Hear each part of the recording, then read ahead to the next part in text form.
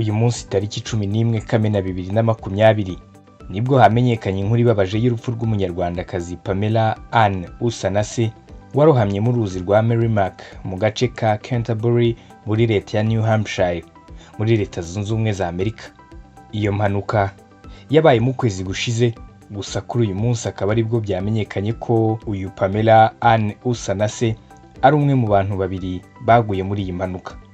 Pamela Usanase yari afite imyaka 21, akaba inararibonye mu byerekeye guteka, ndetse akaba yigaga mu ishuri rya gisirikare rya Plymouth State College.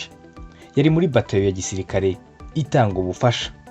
Pamela Anne Usanase yakoraga imirimo yo gutanga ibiribwa mu bagizweho ingaruka n'icyorezo cya COVID-19 kuva ku itariki ya 25 Mata 2020.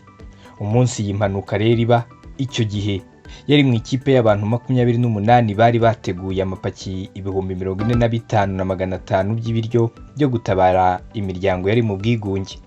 Nk'uko amakuru aturuka mu gisirikare yakoreragamo bitangaza, ngo tariki 30 Gicurasi kuri Pebble Beach mu gace ka Canterbury, ubwo yari mu amazi yaramurengeye maze amubana menshi. Gusa mbere yo kurohama, mugenzi we nawe w'imyaka 27 ngo agerageza kujya kumurohora, ariko biba by'ubusa, ntibyagira icyo bitanga.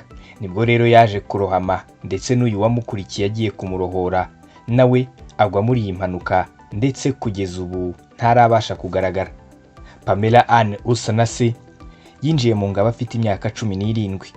Yafashaga nyina n'abashiki be mu bitaro bya New Hampshire mu birebana n'abantu bafite ibibazo by'uburwayi bwo mu mutwe. Aka kakaba kari akazi ariko yakoraga rimwe na rimwe mu bitaro bya New Hampshire State Hospital. Yavukaga mu muryango w'abana 5, abakobwa 4 n'umuhungu 1.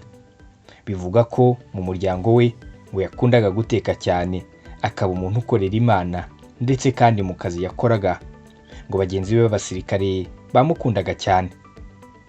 Imana imuhiruko ridashira.